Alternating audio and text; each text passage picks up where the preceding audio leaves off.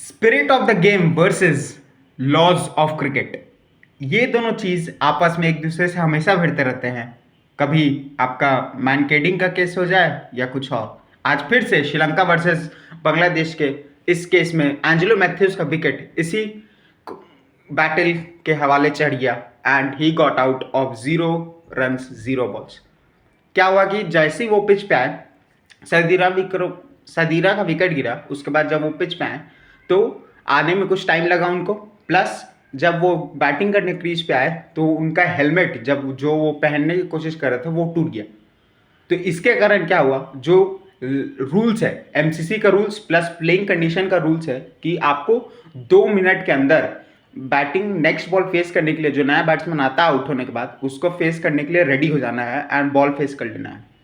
वहीं MCC 3 minute बोलती है, लेकिन प्लेइंग कंडीशन के हिसाब से 2 मिनट ये रूल था। लेकिन सिंस वो हेलमेट टूट गया और आने में जो टाइम लगा उसके कारण एंजेलो मैथ्यूज 2 मिनट से ऊपर चल गए, जिसके कारण बांग्लादेश के कैप्टन साकिब अल हसन ने अपील कर दिया एंड ही अपील्ड फॉर कि आप बैट्समैन को आउट दीजिए।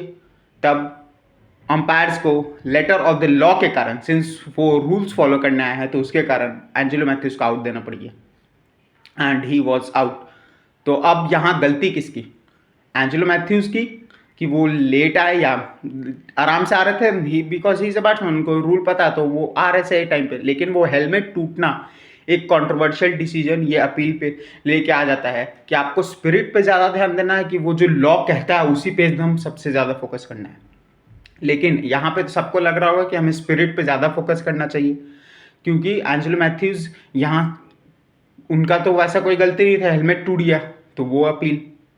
लेकिन बांग्लादेश फिर सब बांग्लादेश और साकिब अल हसन को परेशान करेंगे।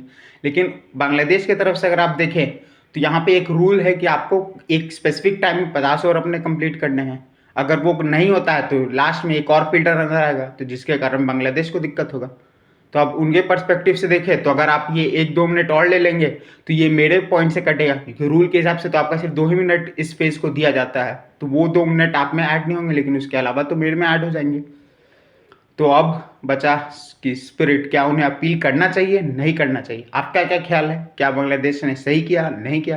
तो मुझे कमेंट्स में ज़रूर बताइएगा। अगर खुद का पर्सपेक्टिव देना हो तो नहीं, यहाँ पे स्पिरिट को ज़्यादा ऊपर दर्जा देना था and Bangladesh should have withdrawn their appeal. क्योंकि एक जो इंसिडेंट यहाँ पे, अगर वो लेट से डग आउट से ही आते एंड वो लेट थे आने में ही, क्रीज पे ही आने में और नेक्स्ट फेस करने में, तो उनका विकेट जाना तय था, उनको अपील करना चाहिए था एंड एंजेलो मैथ्यूज को आउट भी देना चाहिए था। लेकिन वो हेलमेट का जो इंसिडेंट हो गया, जिसके कारण एंजेलो मैथ्यूज के इसमें कोई गलती आप नहीं बोलेंगे, या स्लाइट मिस्टेक की, हेलमेट उठाते समय उन्होंने चेक नहीं किया, तो वो मिस्टेक आप बोल सकते हैं, लेकिन उसके अलावा और कोई गलती नहीं था। लेकिन वो हेलमेट का चीज़ के कारण अगर वो उन्हें अपील कर रहे हैं एंड एंजेलो मैथ्यूज आउट हो जाते हैं, तो इट्स बियॉन्ड। आपको स्पिरिट यहाँ पे ज़्यादा फोकस करना चाहिए कि आपको विड्रॉ कर लेना चाहिए था अपील साकिब अल हसन को, बट ऐसा नहीं हुआ and Angelo Mathews were out. आपके क्या ओपिनियंस है, आपके क्या राय हैं, तो मुझे कमेंट में ज़रूर बताइएगा। अगर वो लेट करते तो ही should have been given out, लेकिन वो हेलमेट के कारण वो क्रीज पे आ चुके थे। फिर हेलमेट चेंज होने के कारण जितना टाइम बाकी सब्स्टिट्यूट फील्डर को लाने में लगा वो भी काउंट हो गया इसके कारण। तो अब अपील बांग्लादेश ने कर दिया एंड बाय द लॉ आपको नेक्स्ट बॉल फेस कर लेना है 2 मिनट के अंदर, या एमसीसी रूल के हिसाब से 3 मिनट के अंदर। तो वो टाइमिंग का भी यहाँ पे कंट्रोवर्सी है। लेट्स सी अब आगे इस कंट्रोवर्शियल डिसीजन पे क्या क्या चलता है, वो सब हम लोग देखते रहेंगे। लेकिन अब आपका क्या ओपिनियन है इस चीज़ को लेके, हमें ज़रूर बताइएगा नीचे कमेंट्स बॉक्स में। I will love to hear it. Thank you.